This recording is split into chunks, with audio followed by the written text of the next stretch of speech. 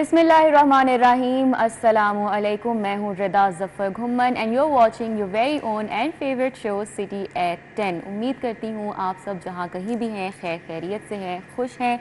आज मौसम भी बहुत अच्छा है। जैसे ही घर से मैं सुबह आज निकली हूँ तो जो बारिश ने जल थल किया हुआ था शहर भर में, और अभी कुछ ही मिनट्स की बारिश गुजरी थी कि जो सड़कों पर हाल हो चुका है उसका अल्लाह ही हाफिज़ है कि आज सारा दिन बारिश की मज़ीद पेशगोई की जा रही है। तो अब पानी की निकासी किस तरह से मुमकिन बनाई जा सकेगी या नहीं, ये तो वक्त ही बताएगा।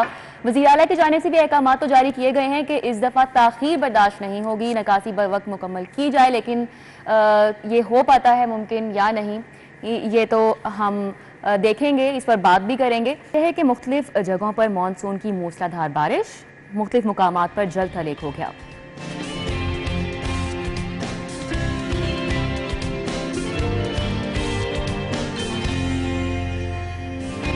माहाना फ्यूल एडजस्टमेंट कीमत में बिजली ₹1.81 महंगी, इजाफे की मंजूरी जून की माहाना फ्यूल एडजस्टमेंट कीमत में की गई।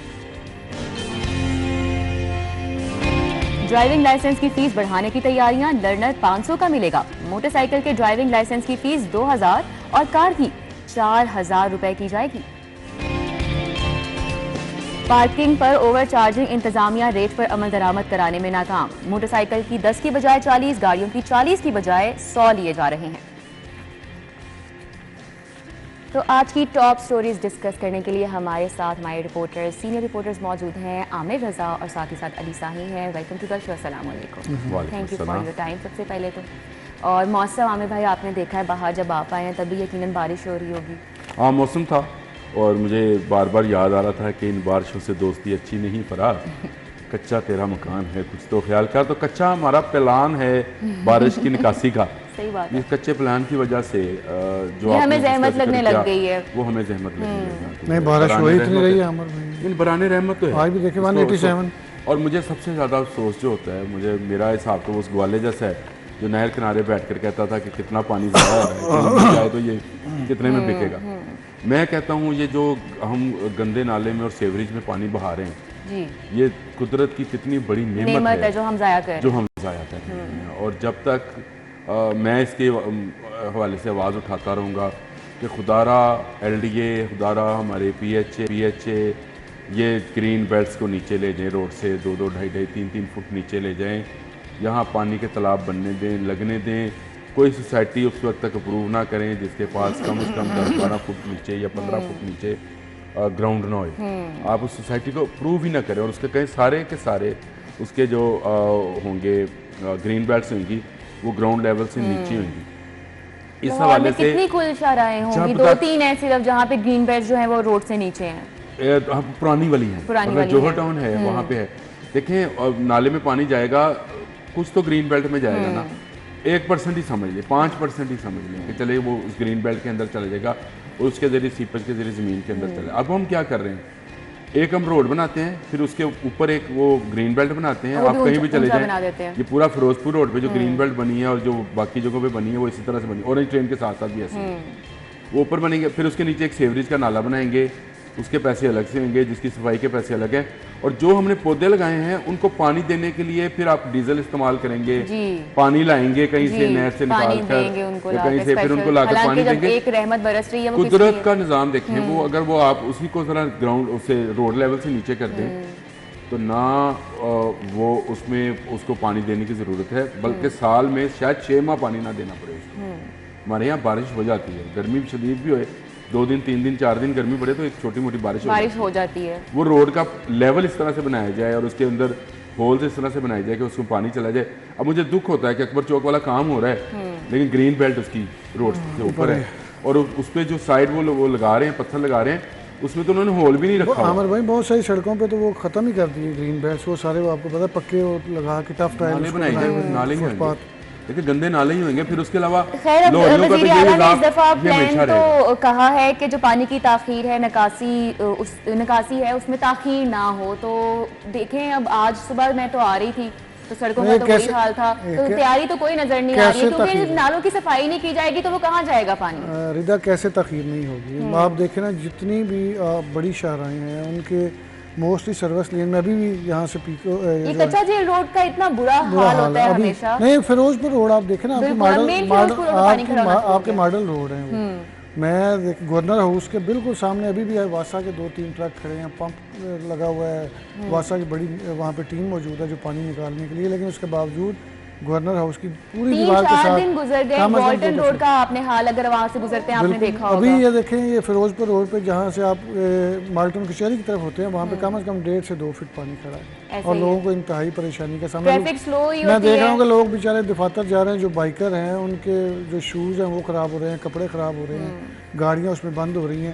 تو یہ ماڈل روڈ پہ اگر واسا کی نیگلیجنسی ہے وہ وہاں پہ اپنے بندے نہیں ڈپلائی کر رہے تو یہ دیکھیں باقی جو شاہراہیں ہیں جو عام شاہراہیں ہیں جہاں پہ اتنا رش نہیں ہے یا VVIP موومنٹس نہیں ہیں ان پہ تو بالکل فوکس نہیں کرتے. واٹر پمپ بنا رہے ہیں, لگا رہے ہیں, اس پہ بھی ڈیزل لگ رہا ہے. صحیح صاحب ہر چیز دیکھیں ہر چیز پہ آپ خرچ کیے جا رہے ہیں. تو آپ قدرتی وسائل جو ہیں ان کو استعمال کریں, پرزرو نہیں کرنا چاہتے, ان کو بچائیں پانی کو. جس طرح عامر بھائی کہہ رہے ہیں گرین بیلٹس بنائیں, بات وہی گراؤنڈ ہے نیچے کہ بنائیں. ٹھیک ہے جاتی پہلے بھی ہیں ہم ان کی ڈسکس تنخواہیں جو ہمارے محکمے ادارے ہیں ان کی ہماری جیبوں سے جاتی ہیں, ہمارے ٹیکس سے کھاتے ہیں, ٹھیک ہے اوکے ٹھیک ہے مراعات لے لیں, ٹھیک ہے تنخواہیں لے لیں, لیکن ہمارا کام بھی تو کریں نا. مسئلہ تو یہی ہے کہ میں اکثر یہی بات کرتا ہوں عامر بھائی سے کہ ہم کوئی بھی کاروبار شروع کرتے ہیں 15-20 قسم کے ٹیکسی جو ہیں وہ ڈائریکٹ انڈائریکٹ دے رہے ہوتے ہیں, اور اس کے بعد اگر جن اداروں کو آپ ٹیکس دیتے ہیں وہ اسی لیے دیتے ہیں کہ وہ آپ کو سروس پرووائڈ کرتے ہیں. ایگزیکٹلی. اگر آپ وہ بجلی دے رہے ہیں آپ کو ٹھیک ہے دکھ نہیں ہوگا کہ ہماری لیکن جیبوں سے جا رہا ہے, اگلی بات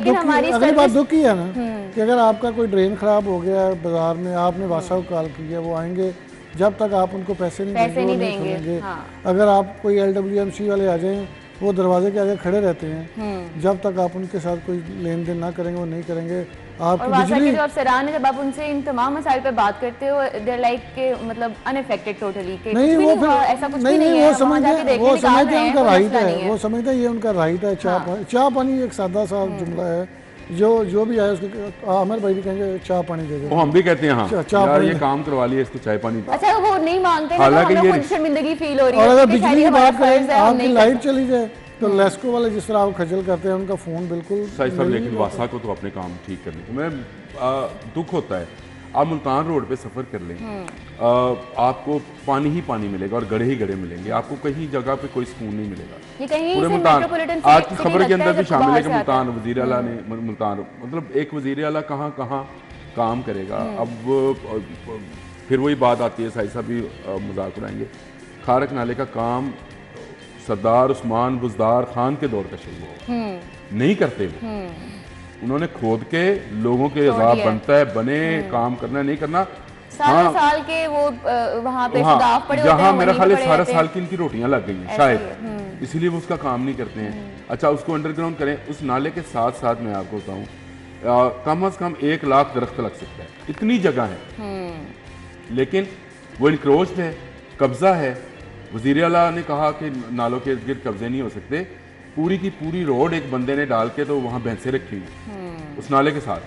روڈ آ رہی ہے, روڈ جا رہی ہے, درمیان میں اس کا گھر ہے, یعنی اس نے وہ بھینسوں کا باڑا بنایا, گھر تو نہیں ہے. آپ مجھے بتائیں ان حالات میں آپ کیسے لاہور کے پانی کو اچھے طریقے سے سیور کر سکتے ہیں, مطلب اس کو نکال سکتے ہیں. پلاننگ ہی کوئی نہیں ہے یہاں پر, کسی قسم کی پلاننگ نہیں ہے. جب روڈ بنائے جاتے ہیں تب ہی پلاننگ نہیں ہے. آپ جب گرین بیلٹ سے اوپر لے گئے تو مجھے بتائیں, ہمیں اس رمضان میں اتفاق ہوا, وہ بارش بہت تیز تھی تو ہم ریس کورس میں تھے, تو ریس کورس میں انہوں نے مختلف گراؤنڈس کو اس کی گہرائی کے حساب سے بنایا ہوا ہے. تو وہاں آپ کتنے لاکھوں ٹن پانی میرا خیال ہے اس گراؤنڈس میں جمع ہوتا ہے, جو کہ روڈ کا پانی ہے, اور وہ پانی پھر اندر سیپیج ہوتا ہے, زمین کے اندر چلا جاتا ہے. تو یہ جو پلان کہہ رہے ہیں تو اس کے لیے تو اکھاڑ پچھاڑ بھی ہوگی نا, ڈرین سسٹم کو نیا شروع کرنا پڑے گا. ڈرین سسٹم لگانے کی بجائے آپ گرین بیلٹس کو کیوں نہیں نیچے لے جاتے, درخت بھی لگیں, پرندے بھی آئیں, پودے بھی ہوئیں, سبزی بھی, ہریالی بھی, پھول بھی, پھل بھی نظر آئے آپ کو, اور اس کے بعد آپ کے پانی بھی ڈرین ہو جائے. پھر آپ چھوٹا ڈرین بھی ہوگا تو چل جائے گا, صفائی نہیں ہوگی, مشینری ہے, جو وسائل آلریڈی موجود ہیں واسا کے پاس وہ ناکارہ ہو چکے ہیں, ان کی مینٹیننس کا کوئی خیال نہیں رکھا گیا. یہاں میں کمشنر صاحب کی مشاہ وہ کرتا ہوں, ان کی میں کبھی تعریف نہیں کرتا, لیکن اس کام کی کہ ان کے ساتھ انہوں نے یہ کہا کہ روڈ لیول سے جو ہے وہ نیچے گرین بیلٹس بنائے جائیں, لیکن جو پہلے سے بنی ہیں ان کو بھی نیچے کیا جائے. جیل روڈ پر آپ چلی جائیں, आप ये फिरोजपुर रोड पे चले जाएं, आप ये पूरा शहर उखाड़ के मुल्तान दोबारा रोड बनाए। पे चले जाएं, नहीं उखाड़ना क्या है, उसमें ग्रीन बेल्ट से नीचे करना है बस आप।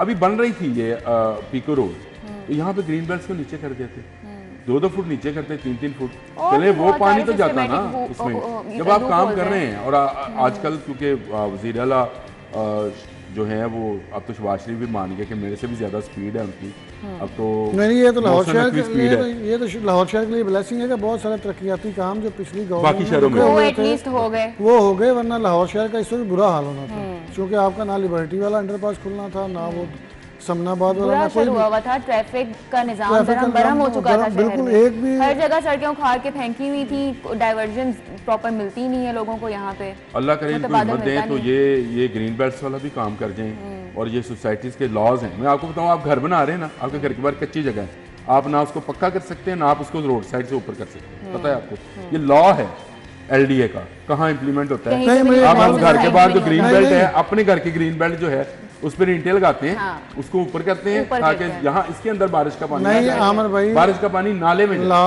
है गरीबों के लिए, सोसाइटी में बड़े लोग घर लेते हैं जैसे आपने लिया हुआ है, ला तो गरीब लोगों के लिए, उनकी तो सोसाइटी कोई नहीं, उनको तो पकड़ के आप लॉ कोई भी नहीं है उनका इसके नक्शा अंदर, लॉ उनका तब नक्शा होता ना है जब उस पे नक्शा ना implementation अप्रूव होती हो है। तो वो उनके घर को मस्मार कर दिया जाएगा, उनको जुर्माने कर दिए जाएंगे। अमीर लोगों की सोसाइटियाँ, वहाँ पे कौन जाके एक्शन करेगा? अच्छा, ये कौन लॉ उसको है, पूछेगा? अगर इस लॉ को इम्प्लीमेंट करा लेना तो आपके घरों के बाहर पानी का नहीं होगा। अगर रोड वो ग्रीन बेल्ट नीचे होगी, जो आपके घर की ग्रीन बेल्ट है वो रोड से नीचे होगी तो पानी उसमें चला जाएगा, उसके जरिए ज़मीन के अंदर जाएगा। ये लॉ था, लॉ है, लेकिन बात सही है साई साहब की कि जो अमीर लोग हैं, और जिसकी मिसाल उन्होंने मेरी दे दी गलत तरीके से, गलत मेरी नहीं है, बाकी लोग जो हैं यहाँ पे आप करोड़ों रुपए का घर, अरबों रुपए का घर बनाते हैं, आप अपने घर के लिए भी पानी सेव करने को तैयार नहीं है, आप अपने घर के अंदर भी इस बात के लिए तैयार नहीं है कि जो लॉन है उसको पानी देना ना पड़े, वो आपके घर वालों को पानी फराहम करे, ज़मीन का पानी ऊपर आएगा, सबका भला होएगा, ये नेकी का काम है। तो इस लॉ को इम्प्लीमेंट कमिश्नर साहब करवा दें, खुदा का वास्ता है, जहाँ नए घर बन रहे हैं, जहाँ बन चुके हैं, उनसे कहें रोड से नीचे करें अपनी ग्रीन बेल्ट को।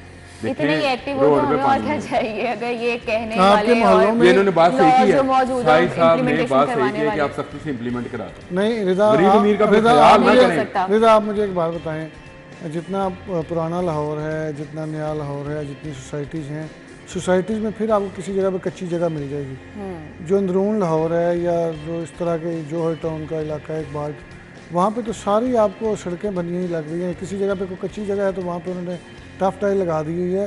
कच्ची, आमिर भाई कह रहे हैं ग्रीन बेल्ट, मुझे तो कहीं नज़र नहीं आती। फिरोजपुर रोड पे, जेल रोड पे, किस जगह पे फुटपाथ बने हुए हैं ऊपर तकरीबन 1.5 फुट ऊंचे करके। सेंटर में आता है। सेंटर में तो आमिर भाई वो थोड़ी सी ग्रीन बेल्ट है, वो भी थोड़ी सी ऊंची ग्रीन बेल्ट है, सही कह रहे हैं। तो उस पर सड़क का पानी वो चल हमने जाता है। वो उस पे अच्छा, बस मज़े चला की बात यह है कि वो जो जहाँ पे ढलवान होती है, वो नीचे से उन्होंने सुराख बनाए होते हैं, वहाँ से पानी नाले में ही जाता है। नाले में बहा रहे हैं ना मैं पानी, यही मैंने कह यही नाले तो में कहा। बहा। फिर आपको उसकी सफाई करनी पड़ती है, नाले फिर में तो जनरेटर सफाई लगाने पड़ते नहीं ना हैं। की हुई ये है, सारे का कोई सारे यहाँ काम पे का हल कहीं से ही नजर नहीं, आ एक रहा। नहीं हल है। हवा ही बिगड़ा मैं हुआ आपसे है। कह रहा हूँ हल है, लेकिन हल निकालते हम नहीं है। हम यूरोप के स्टाइल पे रोड्स प्रॉपर बना रहे हैं, प्लानिंग की जरूरत है, यूरोप के मिलकर स्टाइल पे, बैठने की जरूरत है तमाम इदारों यूरोप को। के स्टाइल पर हम ग्रीन बेल्ट्स बना रहे हैं, यूरोप के स्टाइल पर हम घर बना रहे हैं। उन वहाँ छोटी छोटी बारिश होती रहती है, वहाँ इस तरह एकदम से वो अर्बन फ्लडिंग नहीं होती है।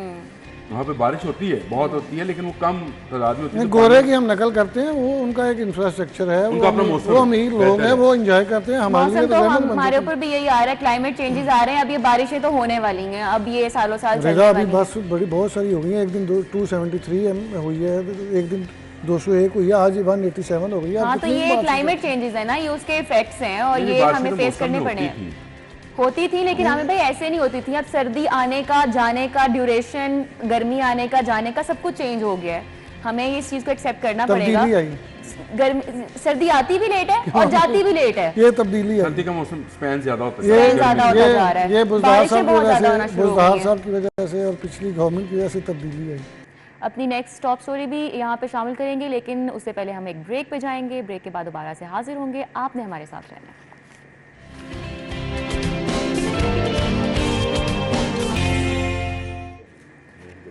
Welcome back after the break. तो हमारी नेक्स्ट न्यूज़ है, महाना फ्यूल एडजस्टमेंट की मद में बिजली मजीद ₹1.81 महंगी कर दी गई है। इजाफे की मंजूरी जून की महाना फ्यूल एडजस्टमेंट की मद में दी गई है। पहले भी आमिर भाई बिजली फी यूनिट जो बेसिक था वो बढ़ाया गया और अब महाना फ्यूल एडजस्टमेंट की मद में ये फिर बढ़ा दी गई बिजली, तो ये मजीद अब बिजली बम गिराने वाले हैं। बिजली से ज़्यादा मैं अगर आपने जो खबर ब्रेक की थी मलक अशरफ साहब वाली, जी जी, तो उसमें जज साहब से माजरत के साथ कुछ बात कर लूँ। बिल्कुल कर लें। मैं इनका बहुत बड़ा फ़ैन हूँ जस्टिस साहब आपका।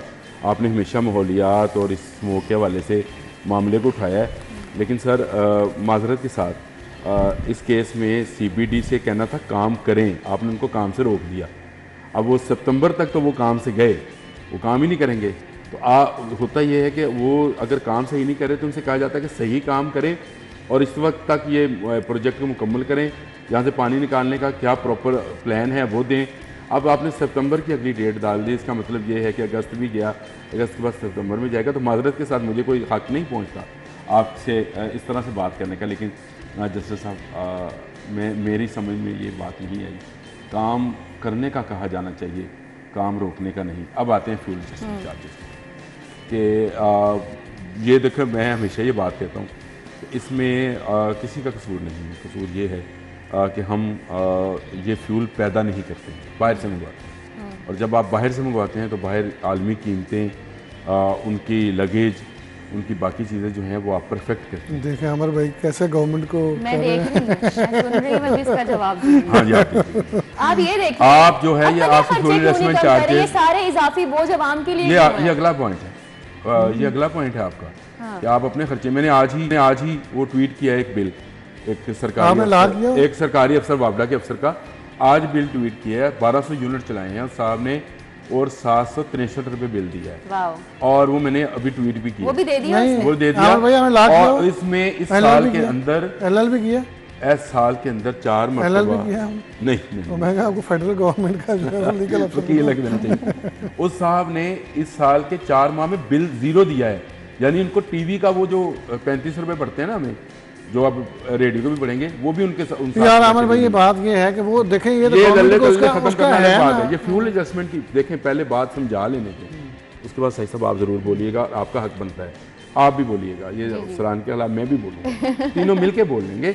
लेकिन जो फ्यूल बाहर से आएगा उसकी जो प्राइस निकलेगी उसी प्राइस से बिजली बनेगी और उस बिजली की जो प्राइस निकलेगी वो आपको पे करना पड़ेगी। जरूर है, पानी से आपकी बिजली बहुत कम बनती है, आपके लोकल जराये से बिजली कम बनती है। आप कोयला भी बाहर से मंगवा रहे हैं, आप जो फर्नेस ऑयल है वो भी बाहर से मंगवाते हैं जिससे बिजली बनती है।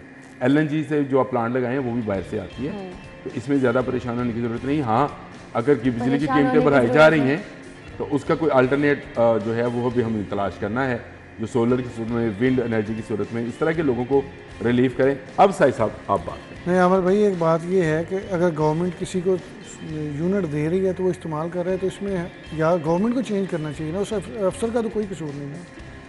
आपको जिस तरह आपका अदारा फैसिलिटेट करता है, मैं तो गवर्नमेंट से कर रहा हूँ, मैं तो गवर्नमेंट से कह रहा हूँ। तो मसला ये है यहाँ पे अली भाई, यहाँ पे सिर्फ यही सीन चल रहा है कि जितने भी अफसरान हैं, फ्री बिजली, फ्री मराआत, फ्री नौकर चाकर, घर, गाड़ी, ड्राइवर्स, हर चीज फ्री, बिजली उनके खानदान वालों को भी फ्री, कोई बिल लेने वाला नहीं है, दफ्तरों में free AC।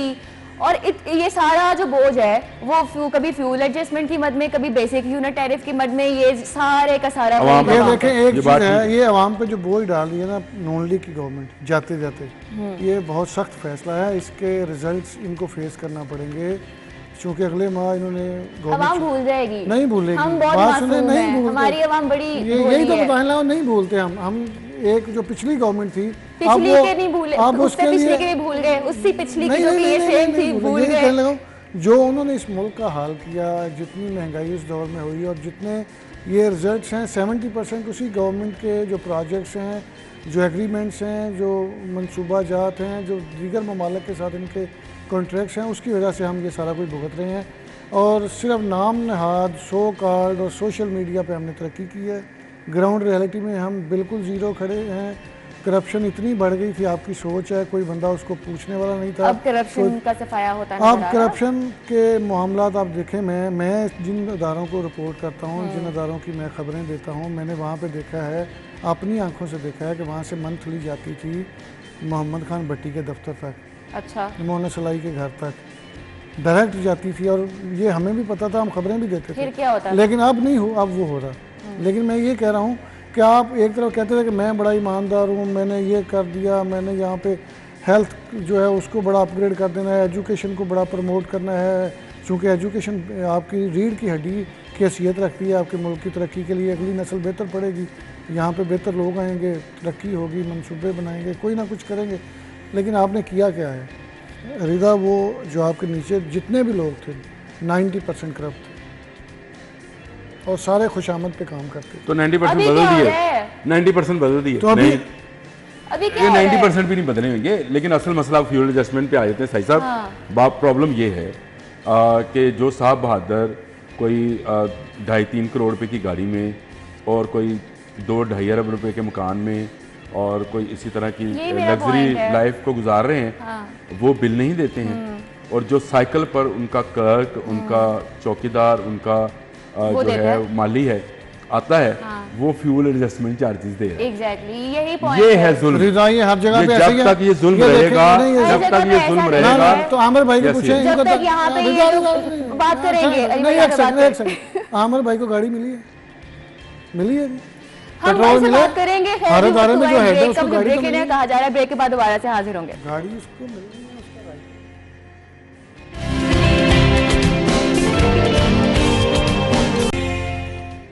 Welcome back after the break. اور اب چلتے ہیں ہماری نیکسٹ سٹوری کی طرف، جو کہ ہے ڈرائیونگ لائسنس کی فیس بھی بڑھانے کی اب تیاریاں کر لی گئی ہیں، اور لرنر اب 500 کا ملے گا. موٹر سائیکل کے ڈرائیونگ لائسنس کی فیس 2000 کر دی گئی ہے اور کار کی 4000 روپے کی جائے گا. علی صاحی سے بات کریں گے اس حوالے سے. علی صاحی کیسے دیکھ رہے ہیں، کیا وجہ ہے اب یہ لرنر لائسنس اور دوسرے لائسنس کی فیس بڑھا دی گئی ہے؟ ایک طرف کہا جا رہا ہے کہ رجحان بڑھانا چاہ رہے ہیں کہ لوگ زیادہ سے زیادہ لائسنس بنائیں، دوسری جانب یہ اقدام، کیا ضرورت تھی اس کی؟ نہیں، بالکل یہ رجحان تو بڑھ رہا ہے، اور سی ایم صاحب کی ڈائریکشن پہ پورے پنجاب میں جو لائسنسنگ ہے وہ بڑے، میرا خیال ہے 400 سے 500% بڑھ گئی ہے پچھلے سال کی نسبت. اور آئی جی پنجاب بھی اس پہ فوکس کر رہے ہیں، D I G traffic, S S P traffic. چالان بڑھنا تو سمجھ آ رہا ہے کہ میں ٹھیک یہ ہے بتا رہا قانون ہوں، بن، نہیں لیکن اس کی کیا دیکھیں ضرورت ہے؟ یہ آپ کے لیے بہتری ہے. اور یہ بتائیں تیاریاں ہیں کہ نہیں یہ ہو گیا سمری ہے؟ چلی، ابھی سمری سمری ہے. یہ انہوں نے تھوڑی سی خرابی کی ہے. سمری بھجوا دی ہے آئی جی نے، سی ایم صاحب نے اس کو منظوری اپروو ملتی ہے کہ منظوری ملنی ہے اس کی، میرا خیال ہے مل جائے گی. مل جائے گی، اور آنے والے دنوں میں یہ امپلیمنٹ ہو جائے گا. اور یہ میری بات ہو رہی تھی، وہ کہہ رہے تھے پچھلے کئی سالوں سے ان کی جو فیس مختص کی گئی تھی اس کو بڑھایا ہی نہیں گیا. تو لوگ اگر بیرون ممالک لائسنس رضا دیکھیں، بیرون ممالک میں دیکھے جائیں، لائسنس حاصل کرنے کے لیے آپ کو کئی ماہ ٹریننگ لینا پڑتی ہے. وہاں پہ بڑی فیسیں ہیں، کہیں پہ $100 ہے، کہیں پہ $500 ہے، کہیں پہ 1.5 لاکھ روپے ہے. یہ جو ڈرائیونگ لائسنس ہے یہ بہت بڑی سیکیورٹی ہے آپ کی. آدھا پاسپورٹ کہتے ہیں اس کو باہر کا. یہ آپ کی بہت بڑی سیکیورٹی ہے. آدھا پاسپورٹ دیکھیں اگر آپ گاڑی چلا رہے ہیں بغیر لائسنس کے، اگر آپ ہٹ کرتے ہیں، کسی بندے کی جان جاتی ہے تو آپ اندر جائیں گے کئی سالوں کے لیے. اور اگر آپ کے پاس لائسنس موجود ہے تو ویسے تو کسی کا دل نہیں کرتا حادثہ کرنے کو، ایکسیڈنٹ کرنے کو، بندہ مارنے کو، لیکن جب آپ کے پاس لائسنس ہوگا تو اس میں آپ کو بالکل بچت ہو جائے گی. تو بات یہ ہے کہ انتہائی امپورٹنٹ ہے، لیکن تھوڑا چیزیں ریشنلائز بھی ہونی چاہیے نا. آپ دیکھیں نا 500 روپے کا لائسنس لرننگ کو اتنا زیادہ نہیں، 2000 روپے گاڑی کا یا 4000 روپے فیس جو ہو رہی ہے اتنی زیادہ نہیں. سب سے اہم بات یہ ہے کہ آپ لائسنس بنوائیں. جب آپ روڈ پہ ہیں تو بغیر لائسنس کے نہ آئیں. ٹریفک پولیس نے اپنا زور لگا کے دیکھ لیا ہیلمٹ کے استعمال کے لیے، لائسنس بنوانے کے استعمال پہ، ون وے خلاف ورزی پہ. آپ سڑک پہ جا کے دیکھ لیں، آپ وہ گن لے کے کھڑی ہو رہی ہیں پھر بھی آپ کو یہ نظر آئے گا. ایسا ہی ہے. ٹائم ہمارا کیونکہ ختم ہو گیا ہے. عامر رضا اور علی صاحی ہمارے ساتھ آج کے شو میں موجود ہے. Thank you for your time. ابھی ہم چلتے ہیں ہیڈ لائنس کی طرف، اور ہیڈ لائنس کے بعد دوبارہ سے حاضر ہوں گے. آپ ہمارے ساتھ ہی رہیے گا.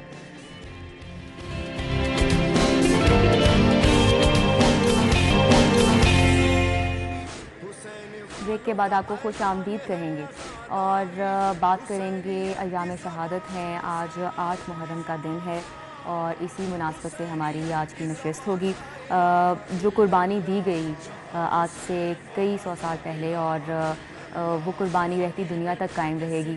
ہم جسارت ہی کر سکتے ہیں کہ ہم کوشش کر سکیں، لیکن اس قربانی کو سمجھ سکیں کہ اس سے سبق کیا تھا.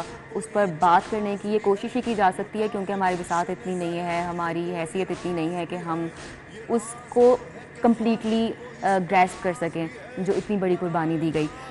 اور اسی حوالے سے ہماری آج کی جو مہمان ہیں وہ ہمارے ساتھ ہیں, تو ہم ان سے اس موضوع پر بات کرنے کی کوشش کریں گے کہ جو سبق دیا گیا اس قربانی کے ذریعے رہتی دنیا تک جو قائم رہے گا, تو وہ سبق آخر تھا کیا, اور ہمیں جو ہے کیا ہماری اتنی قابلیت ہے کہ ہم اس کو سمجھ سکیں اور اس پر عمل پیرا ہو سکیں, ہماری کوشش کیا ہونی چاہیے اس حوالے سے. مذہبی اسکالر ہمارے ساتھ ہیں تقدس فاطمہ. السلام علیکم جی, خوش آمدید ٹو شو, اور ساتھ ہی ساتھ آپ کا بہت شکریہ کہ آپ نے ہمیں وقت دیا آج. سوال میرا سب سے پہلے یہی ہے کہ آج کے دن پر بات کرنا اور اس قربانی کو سمجھنا آج کی نسل کے لیے کتنا ضروری ہے؟ دیکھیے, جب سے یہ سلسلہ شروع ہوا ہے کہ ٹیلی ویژن کے اوپر ان ایام عذاب میں براڈ کاسٹ کیا جاتا ہے, یا اگر میں یہ کہوں کہ جو اخبارات میں نشر و اشاعت کا سلسلہ ہوا ہے, تو بارہا متعدد دفعہ آپ کو اقبال کا وہ شعر لکھا ہوا ملتا ہے کہ غریب و سادہ و رنگین ہے داستان حرم, نہایت اس کی حسین ابتدا ہے اسماعیل. اب دیکھیے, ہماری ملت کا, قوم کا المیہ یہ ہے کہ ہم نے مطالعے کی عادت چھوڑ دی, ہم علم و ادب سے دور ہو گئے. ہم یہ وہ اشعار ہیں جو بار بار لکھتے بھی ہیں, پڑھتے بھی ہیں, لیکن ہم ان کے معنی پہ سمجھ نہیں پاتے, توجہ نہیں دیتے ہیں. کیا ضرورت تھی اقبال کو یہ کہنے کی کہ نہایت و رنگین و سادہ ہے؟ کس کی داستان ہے یہ؟ داستان حرم ہے, یہ قصہ نہیں ہے, یہ کہانی نہیں ہے جو 1400 برس سے چلتا آ رہا ہے. اقبال نے کہا یہ داستان حرم ہے. حرم ہے, حرم یعنی کہ خانہ کعبہ, یعنی کہ شریعت محمدی, یعنی کہ شریعت ابراہیم. اور کہا کہ نہایت اس کی حسین ہے, یعنی کہ جو اس کہانی کا, اس داستان کا جو شریعت جناب ابراہیم سے شروع ہوتی ہے, اس کی انتہا ہو رہی ہے امام حسین علیہ السلام کے اوپر, اور ان کا ابتدا ہے اسماعیل. تو کیا کیا تھا اسماعیل نے؟ اسماعیل ذبیح اللہ ہے, اور قرآن نے کہا تھا کہ ھذا لہ البلاء المبین, کہ یہ بڑا سخت امتحان تھا جو جناب ابراہیم پر آیا تھا. اور کیا امتحان تھا کہ انہوں نے خواب دیکھا تھا. دیکھیے, خواب جو دیکھا گیا ہے وہ حقیقت نہیں ہے, وہ خواب تھا, اس کی تعبیر نہیں تھی. لیکن خدا نے کہا ہے, قرآن میں کہا ہے, اور میں بارہا یہ ذکر کرتی ہوں کہ جب ہم کلام کرتے ہیں تو اس میں مبالغہ آ جاتا ہے, جوش خطابت آ جاتی ہے, جذبات کی روانی آ جاتی ہے. مگر جب وہ قادر مطلق کلام کرتا ہے اور قرآن میں کلام کرتا ہے تو وہاں پہ جذبات نہیں ہے, وہ کلام خدا ہے, وہ کلام بشر نہیں ہے. اور خدا نے کہا ہے, قرآن میں کہا ہے جناب ابراہیم اور اسماعیل کو یاد کرتے ہوئے کہ ھذا لہ البلاء المبین, یہ سخت امتحان تھا. ایک باپ کے لیے اپنے بیٹے کو لٹانا, اس کی گردن پہ چھری رکھنا ایک سخت امتحان ہے. اور پھر کہا کہ فدینہ بذبح العظیم, ہم نے اس کو اس سے عظیم قربانی میں تبدیل کر دیا. تو آپ سوچئے کہ جو قربانی جناب اسماعیل کی تھی, جو ذبیح اللہ ہیں, جو استعارہ ہیں, جو خواب ہیں, جو تعبیر نہیں ہے, اس کو خدا نے کہا کہ وہ سخت امتحان تھا, اور اس کو اس سے عظیم قربانی میں تبدیل کیا گیا. اسی لیے تو کہا ہے اقبال نے کہ انتہا ہے حسین. یہاں پہ اب فقط خواب نہیں ہے, یہاں پہ حقیقت ہے. یہاں پہ 18 سال کے علی اکبر بھی ہیں, یہاں پہ 6 ماہ کے علی اصغر بھی ہیں. تو اس لیے یہ قربانی کبھی بھی بھلائی نہیں جا سکتی. اس لیے نہیں بھلائی جا سکتی کہ ابھی دیکھیے 10 ذی الحج کو تمام امت مسلمہ نے ایک بہت اہم فریضہ ادا کیا ہے, اور وہ مناسک حج کا ہے. اور حج کیا ہے اگر میں آپ سے سوال کروں؟ صفا و مروہ کیا ہے؟ صفا و مروہ ایک ماں کی بے قراری کی نشانی ہے. کون تھی ایک ماں کہ جو اپنے اسماعیل کی پیاس سے بے قرار ہوئی اور اس نے صفا و مروہ کے درمیان میں چکر لگائے؟ تو پروردگار عالم نے اس ماں کے اضطراب کو مناسک حج میں ڈال دیا. اب 1400 سال گزر چکے ہیں, اور اگر میں جناب ابراہیم کے حوالے سے کروں تو 2000 سے زیادہ سال گزر چکے ہیں, لیکن وہ مناسک حج میں آج بھی اس ماں کی یاد ہو رہی ہے. تو جس ماں نے اسماعیل دیا نہیں تھا, اس ماں کی یاد میں تو 10 ذی الحج کو پروردگار عالم تمام امت مسلمہ کو اپنے گھر میں اکٹھا کرتا رہے. اور جس اسماعیل کی ایڑیاں رگڑنے سے آب زمزم برآمد ہو, اور مسلمان آج بھی اس کو لینا اپنے لیے باعث فخر سمجھتے ہیں, حج پہ جاتے ہیں, آپ کے لیے تحفہ بھی آیا ہوگا زمزم کی صورت میں. تو یہ کیسے ہو سکتا تھا کہ جو خواب تھا اس کا تو اتنا اہتمام ہو کہ ہزارہ سال گزر جانے کے باوجود آپ کی اہم ترین عبادت قرار پائے, اور وہ جو اس خواب کی تعبیر ہو, جو فخر اسماعیل ہو, جو فخر ابراہیم ہو, جو انتہا ہو اس کی, تو اس کا ذکر 1400 صدیوں پہ محیط نہ ہو. تو یہ ذکر جاری رہے گا کیونکہ یہ عدل خدا ہے، اور خدا یہ کہتا ہے کہ جب تم میرا ذکر کرتے ہو فَاذْكُرُونِی وَأَذْكُرْکُم، تم میرا ذکر کرتے ہو میں تمہارا ذکر کرتا ہوں. اور وہ کہ جس نے خدا کا ذکر کیا ہے اپنے آخری سجدے کے اندر، ایک عام حالات کے اندر خدا کا ذکر کرنا، ابھی اس وقت ہم ایک اطمینان کی حالت میں ہیں، سکون کی حالت میں ہیں، ہمارے لیے اس وقت ذکر خدا کرنا بہت آسان ہے.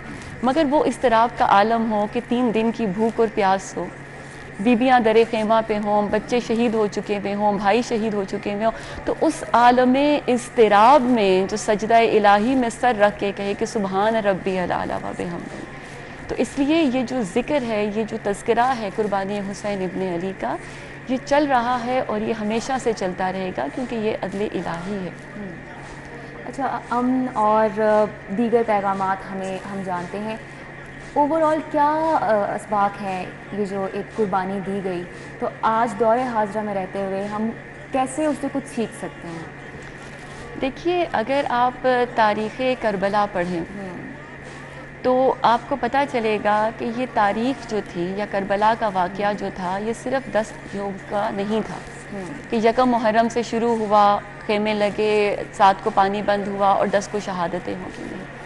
جب آپ کربلا کا ذکر کرتے ہیں تو کربلا کا ذکر نامکمل رہتا ہے اس ہستی کے بغیر کہ جس نے پیغام کربلا کو عام کیا ہے.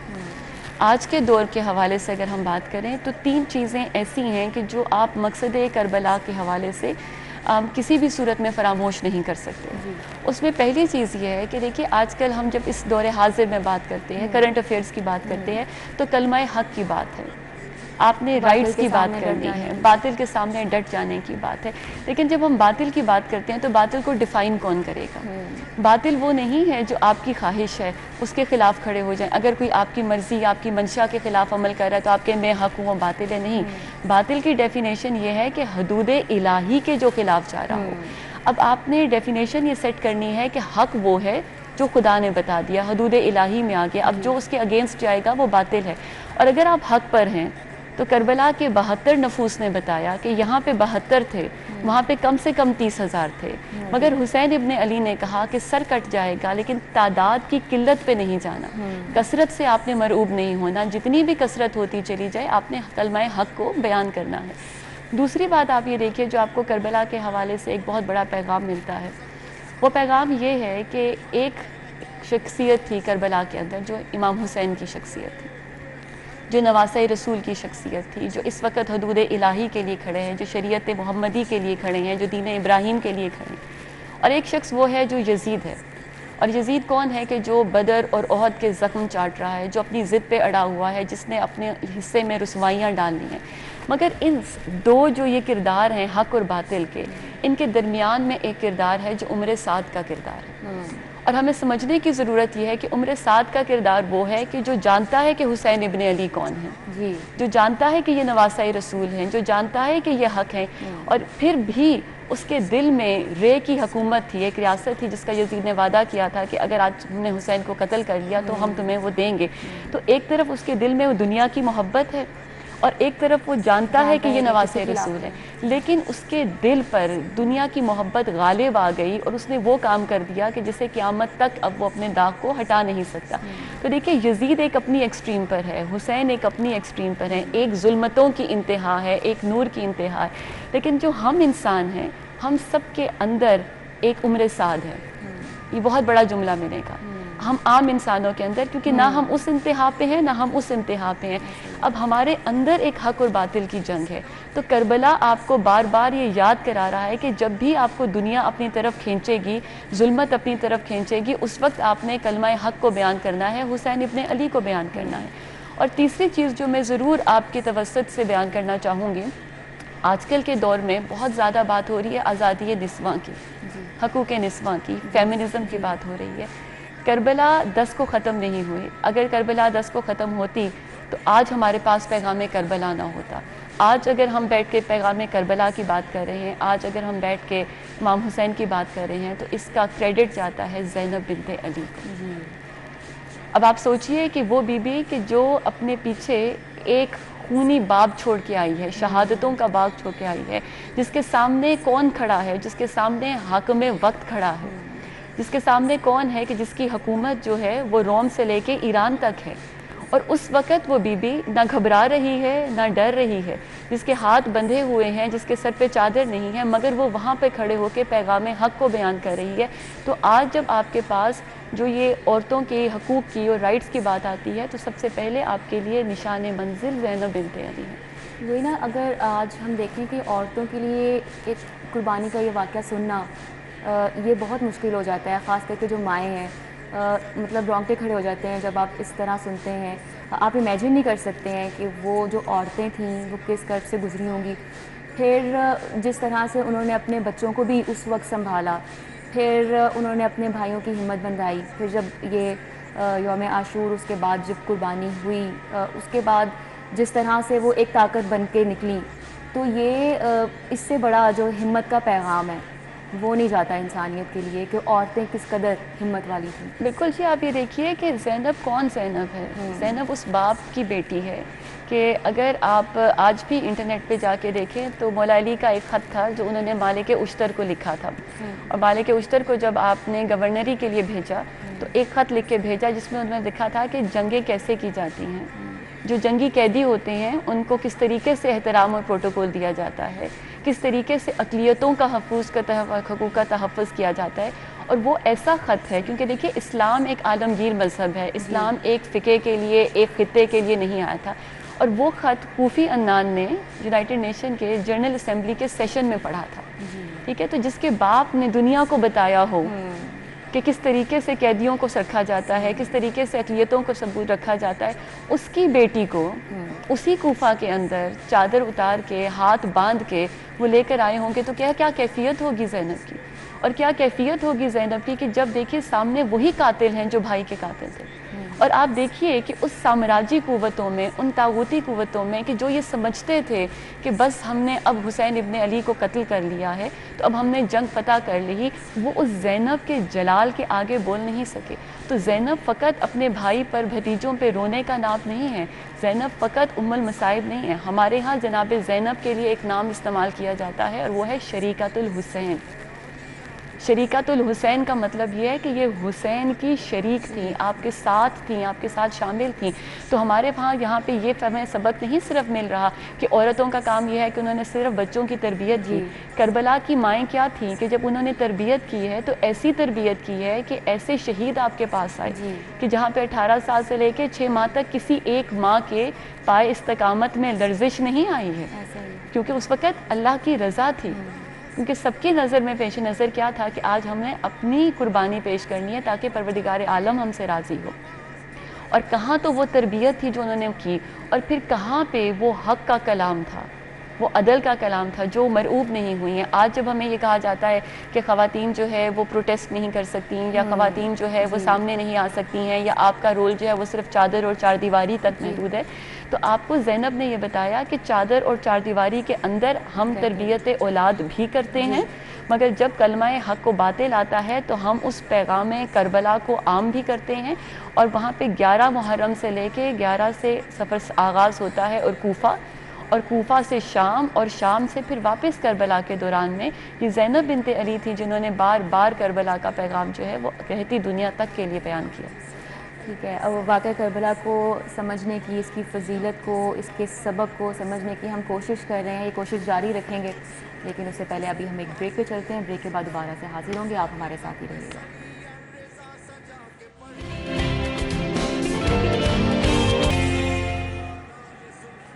Welcome back after the break. تو آج کی جو نشست ہے وہ ہماری چل رہی ہے. آج 8 محرم ہے, یوم شہادت چل رہے ہیں, اور ان کو سمجھنے کی کوشش ہم کر رہے ہیں.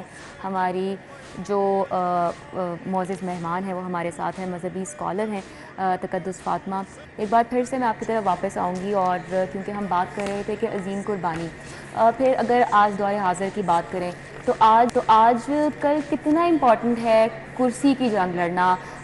ہر ایک کو کرسی چاہیے, پاور چاہیے, لیکن نواسۂ رسول صلی اللہ علیہ وآلہ وسلم, امام حسین علیہ السلام نے جب ان کے پاس جو پاور تھی وہ ان تمام پاور سے بڑی تھی.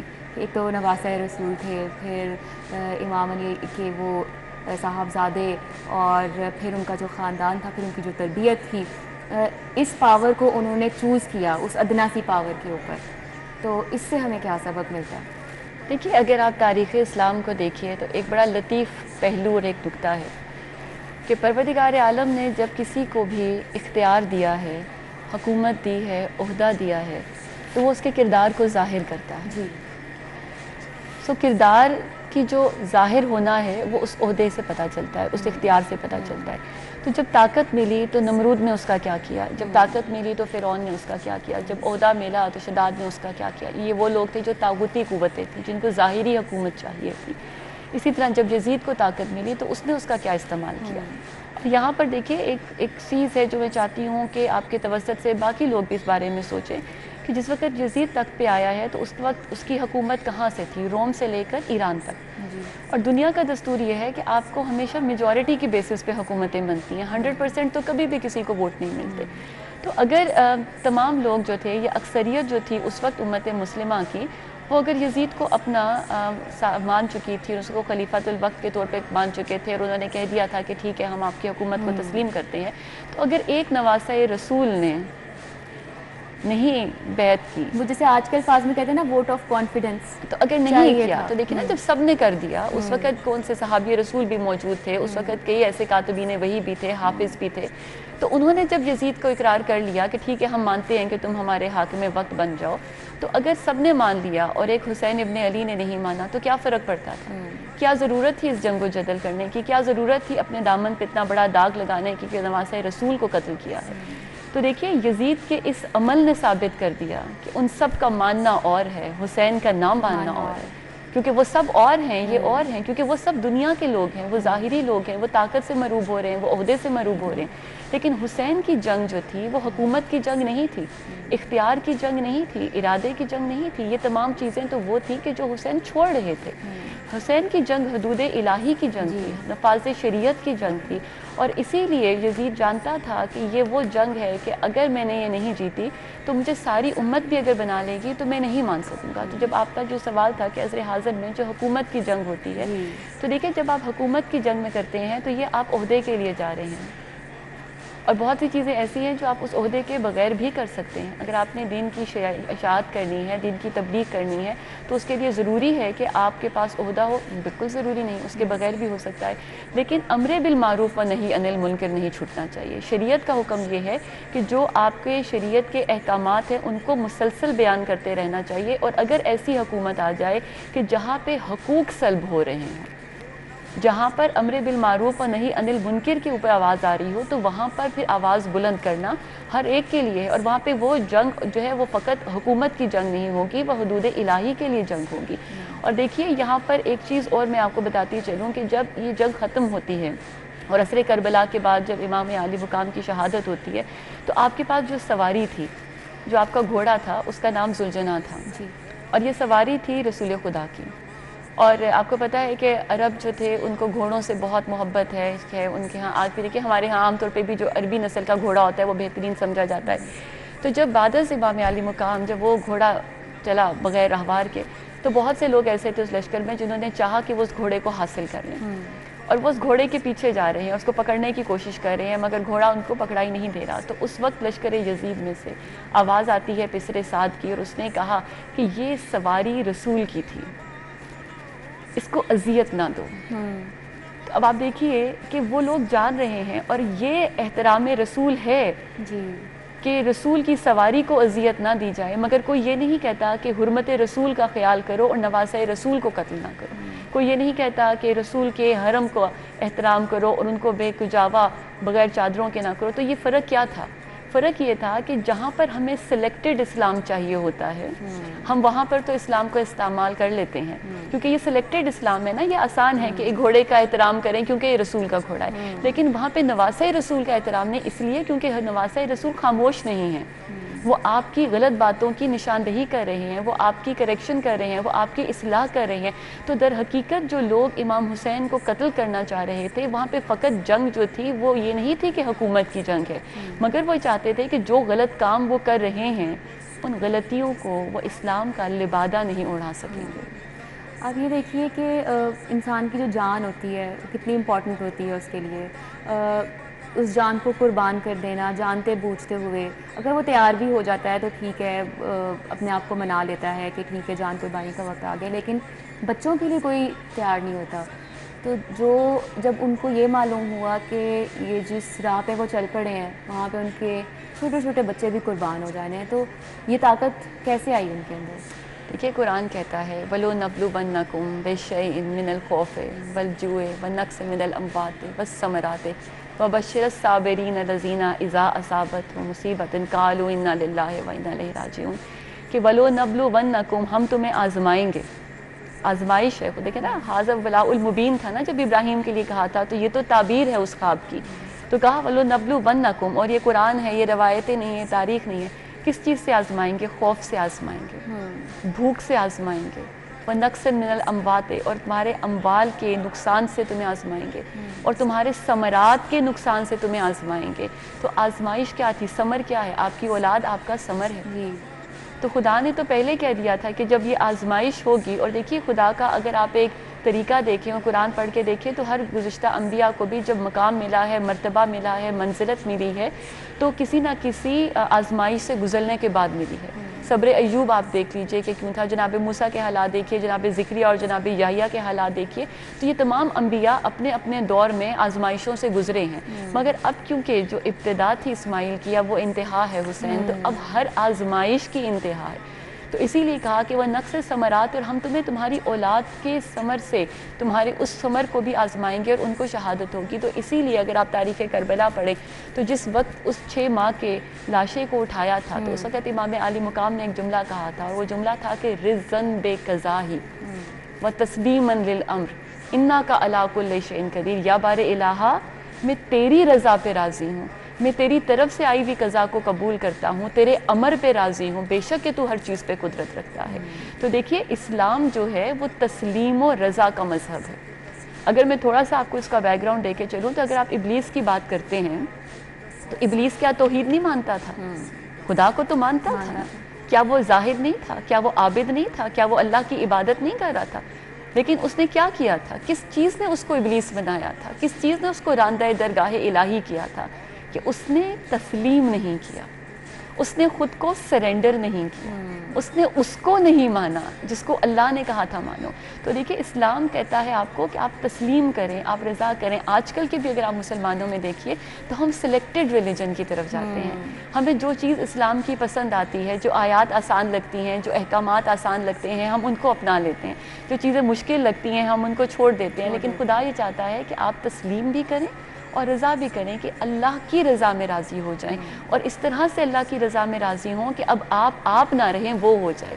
تو یہ جو انتہا تھی یہ آپ کو کربلا کے میدان میں نظر آتی ہے کہ اگر 18 سال کے علی اکبر کا لاشا ہے تو بھی حسین نے کہا رزقاً بے قضاء، اگر 6 ماہ کا علی اصغر ہے تو بھی کہا رزقاً بے قضاء، اور جب اپنا سر رکھا ہے تو اس وقت بھی کہا کہ سبحان ربی الاعلیٰ. تو یہ جو مقام رضا ہے حسین کی، یہ جو تسلیم الہی کی منزل ہے، یہ جو امر الہی کی منزل ہے، یہ فقط کربلا کے آپ کو کہیں اور نہیں ملتی. اور ہم صرف کوشش ہی کر سکتے ہیں کہ ہم اس کو سمجھنے کی طرف تھوڑا سا ایک ادنا سی کوشش کر سکیں.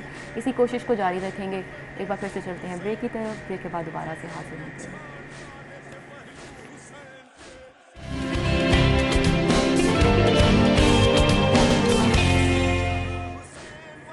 Welcome back after the break. تو پھر سے ایک بار بات کریں گے جو ہمارا آج کا ٹاپک ہے، اور وہ یہ ہے کہ کیا دور حاضر میں ہم اس جو ہمیں سبق ملا آج سے کئی سو سال پہلے واقعہ کربلا کے بعد، اس عظیم قربانی کے بعد، کیا ہم اس پر اپنے آپ کو کوئی ادنا سی بھی کوشش کر رہے ہیں پورا اتارنے کی، اور وہ سبق آخر ہے کیا؟ اس کے لیے تقدس فاطمہ جو کہ مذہبی اسکالر ہے ہمارے ساتھ ہے. ایک بار پھر سے ان کا رخ کریں گے، اور پھر سے میرا جو ایک پریسائز کوشچن ہے کہ کیا کیا سبق ہیں جو ہمیں ملتے ہیں اس عظیم قربانی کے بعد، اور آج کے جو لوگ ہیں کیا ہم کوشش بھی کر رہے ہیں کہ ہم ان پہ پورا اتر پائیں؟ دیکھیے سب سے پہلے تو یہ ہے کہ جب تک آپ کو فلسفہ شہادت سمجھ میں نہیں آتا، آپ کو جب تک کربلا سمجھ میں نہیں آتا، تب تک اس کے اوپر عمل نہیں ہو سکتا. تو پہلے تو یہ ضرورت ہے کہ ہم یہ سمجھیں کہ جو کربلا تھا یہ کربلا کیا تھا. کربلا کے اندر کون ہے؟ کربلا کے اندر نواسۂ حسین، نواسۂ رسول حسین ابن علی کی ذات ہے، اور وہ کون سے حسین ابن علی ہیں کہ جن کے لیے رسول نے کہا کہ حسین منی و انا من الحسین، حسین مجھ سے ہے اور میں حسین سے ہوں۔ اور میں بارہا یہ چیز کہتی ہوں کہ ہم بہت دفعہ ایسے کلمات ہوتے ہیں، جو الفاظ ہوتے ہیں جو ہم ربانی میں کہتے ہیں لیکن ہم سنتے نہیں، ہم سمجھتے نہیں ہیں، اور اسی لیے قرآن بار بار یہ آواز دیتا تھا کہ افلا تفکروا افلا تدبروا، قرآن میں تفکر کرو، قرآن میں تدبر کرو۔ تو سورہ ابراہیم یہ کہہ رہی تھی کہ سب سے زیادہ میرے قریب وہ ہیں، جناب ابراہیم نے کہا کہ میرے قریب ترین وہ لوگ ہیں کہ جو میرا اتباع کر رہے ہیں، وہ منہو کی منزلت پر ہوں گے، وہ منیت کی منزل پر ہوں گے۔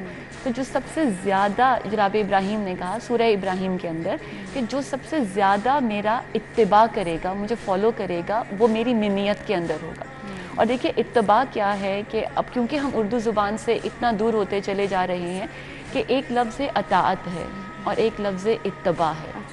اگر آپ سے میں پوچھوں، کیونکہ اردو بولنے والے ہیں، اردو ملک میں رہتے ہیں، کہ اطاعت کا کیا معنی ہے اور اتباع کے کیا معنی ہیں، تو آپ دونوں کا معنی کچھ دیر سوچ کے کہیں گی کہ پیروی کرنا، فالو کرنا، لیکن در حقیقت اطاعت جو ہے وہ اور ہے، اتباع اور ہے۔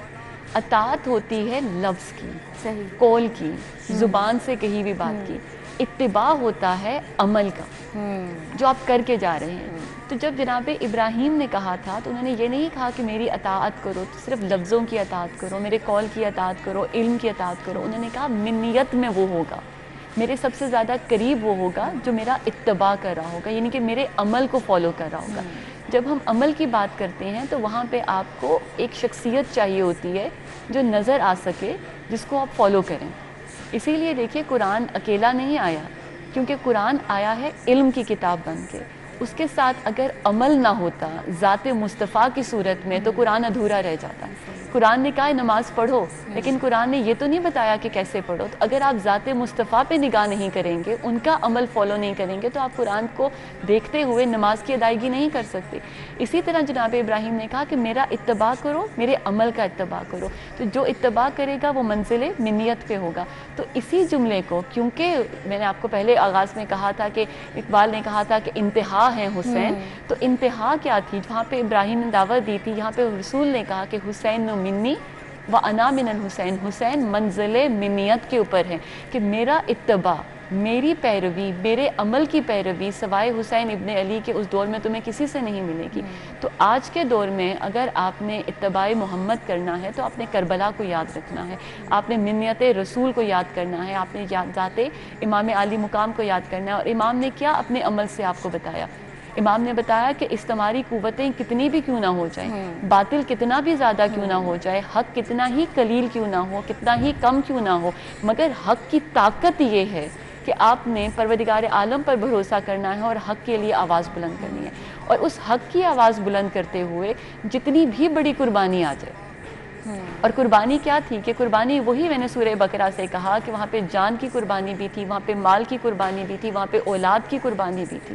تو یہ تمام قربانیاں آپ نے دیتے چلے جانا ہے، کیونکہ خدا نے کہا ہے کہ وہ بشر الصابرین الذین، ایسے صابرین خبری ہے کہ جب ان کے اوپر کوئی مصیبت آتی ہے تو وہ کہتے ہیں قالوا انا للہ، ہم اللہ کی طرف سے آئے ہیں اور اب اللہ کی طرف ہی پلٹ کے جائیں گے۔ بالکل ایسا ہی ہے۔ بہت شکریہ آپ کے وقت کا، اور جزاک اللہ خیر۔ اللہ تعالیٰ ہمیں بھی توفیق عطا فرمائے کہ ہم اس سبق کو سمجھ سکیں اور اپنی زندگیوں میں ایک ادنا سی کوشش کر سکیں کہ عمل پیرا ہو سکیں۔ فی الحال اس شو سے اتنا ہی، انشاءاللہ ہماری منڈے کو ملاقات ہوگی۔ آپ اپنا بہت خیال رکھیے گا۔ اللہ حافظ۔